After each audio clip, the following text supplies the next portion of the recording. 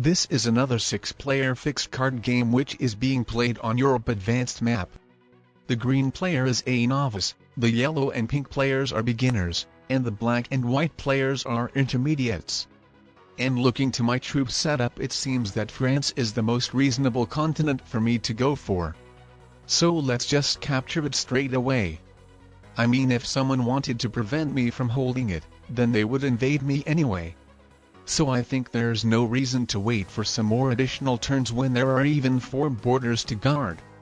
If I cannot hold it now, then I don't think I would be able to hold it later either. Waiting till others get continents would probably be even worse.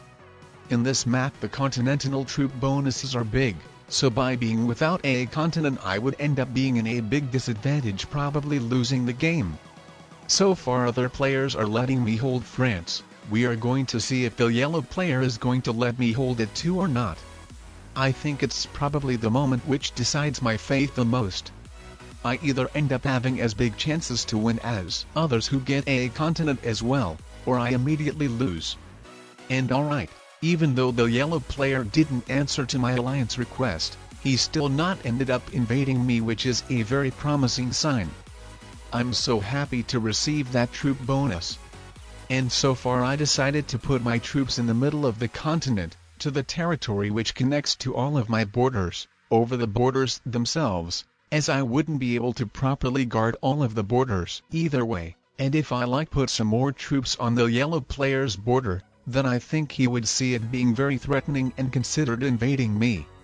So I decided to rather build one counter-attack army inside my continent, so my neighboring players wouldn't be irritated by me, but at the same time wouldn't consider invade me, as they would know that my big army could be used against them. Well, obviously my biggest army is too small to be intimidating anyone as of now, but I mean with the time it is going to grow so much bigger than that.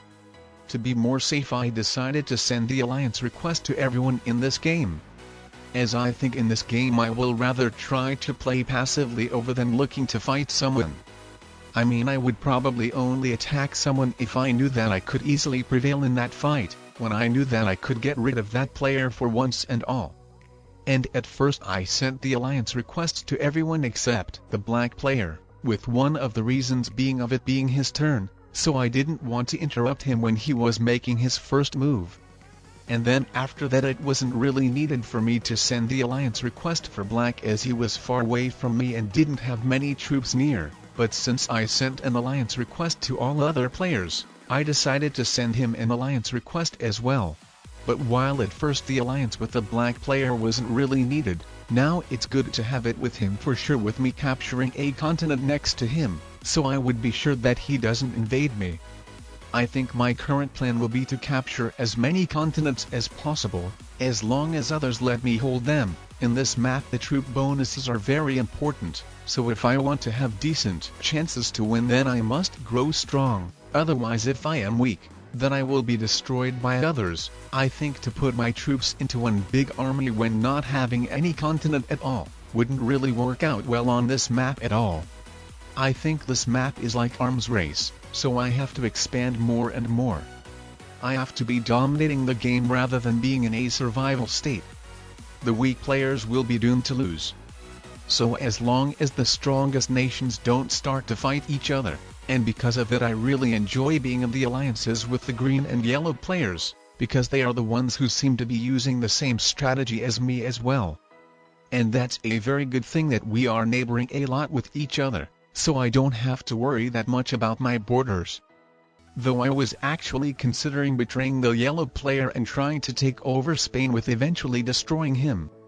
But since the yellow player seems to be an aggressive player I decided not to, because I think it's much better to have him alive, as I think he will try to expand even more, and with that he should start invading my opponents. Like once he captures that African part of the left side I think he should start attacking black. I especially rushed to capture Italy, not only because it would be an additional continent for me, but because the yellow player would just be forced to expand to the black player's lands, assuming he takes the alliance seriously with me and wouldn't consider attacking me, and if he suddenly didn't decide to play passively, which I don't think he will. the black player wants me to attack yellow, but honestly the yellow player is my best ally right now, so I don't think it would be great to attack him at all, especially when he shows me a lot of loyalty by not guarding the borders towards me while putting his biggest army next to black, and especially when the green player just left the game, meaning that his bot will probably be adding the troops next to my borders and try invading me. So now my biggest worry is green bot.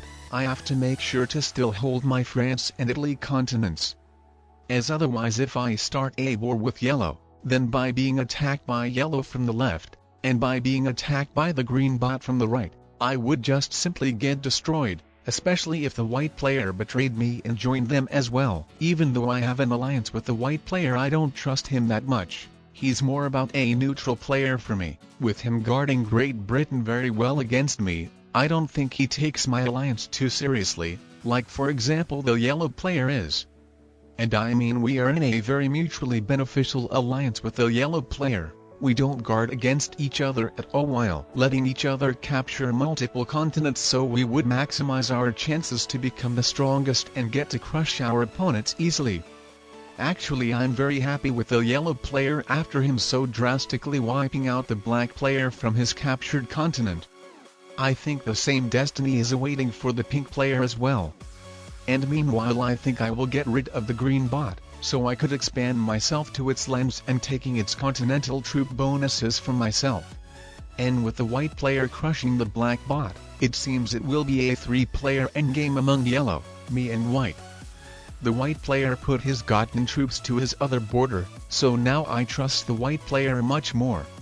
And with the pink player for some reasons just leaving the game, the 3-player endgame among me, white and yellow will be for sure. Though what I don't like about my position is that I'm between them, meaning that it would be harder for them to get into a conflict with each other. And since I'm allied with both of them, they will probably be sending me the attack requests to attack each other. And that's another thing I don't like. As with me not attacking any of them, they would probably wouldn't consider me being a very good ally anymore, or if I attack one of them, then one of them would get very mad on me, and would probably be looking to get the revenge on me, even if that probably meant that he is giving away the game for the other player. I mean, this game is being played with low-ranked players, so I don't think they would know much about the balance of the game either way. I've just tried taking the green bot out, but realized that one troop territory behind pink's 5 troops was not actually connected with my territory, so I cancelled my plan, and now it seems the white player is taking the green player out. And I mean, it wasn't worth to take out green anyway, I could have even potentially failed. But I mean, my goal wasn't in cards, it's more about that the green bot would be wiped out from these lands and I could take over them myself. And then another thing is that I wouldn't be looking too passive, I want that my opponents would see me attacking someone or something as well. Ideally I want that the yellow and white players would get into a conflict with each other without me participating in it. So with the pink bot and me being between both of them, it's not the most ideal circumstances for that to happen. All other players will be defeated, and yellow as well as white will probably want me to join them to help them out to attack each other, and if I don't, then they might not really like me anymore. I mean, myself, I don't care about that much, but if one of them starts to only attack me while letting the other one grow strong, then that player could give away the game for that another player, and this is where my biggest worry is. But I think as long as I will be able to stay neutral, I think I will try to being so, I mean not attacking any of them while focusing on the bots. And the white player has already just attacked me now, and while I'm not totally sure what's the reason behind it, I think it's probably because I captured a lot of territories of him while taking the black player out. I think maybe it would be the most explainable reason. Or the most reasonable one would be to force me to start attacking the yellow player so he wouldn't become too strong. At least this is what I would think if I played in a subscriber game, but since it's a public lobby with low-ranked players, I don't really think so. So I think it's more because the white player felt threatened by me with me capturing a bunch of his territories while taking the black player out. And because of it, I think to take the black player out was a diplomatic mistake for me towards the white player. though maybe the white player invaded me just because of the sake of invading me. I think that's possible that he doesn't realize that I could invade him into the British Empire. I think he doesn't realize that my 5 troops army in France is connected with his territory in Great Britain. Anyway, now it doesn't matter anymore as the yellow player is crushing him now like crazy while still staying loyal for me, and this is probably the most important thing. And with him just unleashing the white player's biggest army towards himself, I think the white player is going to rage quit on him, so I think I don't have to invade the yellow player myself. I mean, what I know is that the yellow player would completely switch his attention towards me as soon as I attack him, so I would rather not attack him, as with that I would create an opportunity for the white player to make a comeback. But alright, the white player is attacking me instead of yellow, so the situation will be different than I expected. But it seems like the white player is more mad on me even though I never invaded him into his continents, over the yellow player who crushed him a bunch in his last turn, so I assume that's because the white player didn't appreciate me as an ally and with it wanted to ruin the game for me. But who actually knows, the white player is a low-ranked player, so it could be not as easy to tell. The yellow player is sticking in a loyal alliance though, and is still attacking white, so I might actually end up holding my last continent, which actually doesn't give much advantage at all, but at least it's better than nothing. Let's be respectful to the yellow player as well and finish taking the white player out before attacking him. I think the game is lost for me looking to the troops counter, but let's still try our best to win, as the yellow player might make some big mistakes. The yellow player says good luck for me, but I don't have the time to respond to him because every second matters a lot if I want to invade him into all of his continents and capture as many territories as possible. So with the yellow player receiving all of those troops, he should win against me easily. Well, only if he had invaded me into all of those continents, as with me receiving so many troops I should make a comeback and win. So if the yellow player is watching this video, then I would recommend him to turn the camera animations off in the settings in order to increase his speed, as these camera animations cost you a lot of your precious time when attacking. And the bigger map you're playing in, the more disadvantage you have against the players who have turned the camera animations off, and if you're slow, then it's a totally lost game for you in a 2-player endgame. Like in this case for the yellow player. So if you guys haven't turned off the camera animations yet too, then I highly recommend you to turn them off also. And now, since in this game you saw how the European map would look like if it was complexified, now you can press on this video and see how the classic Risk World map would look like complexified also. It's another 6-player game.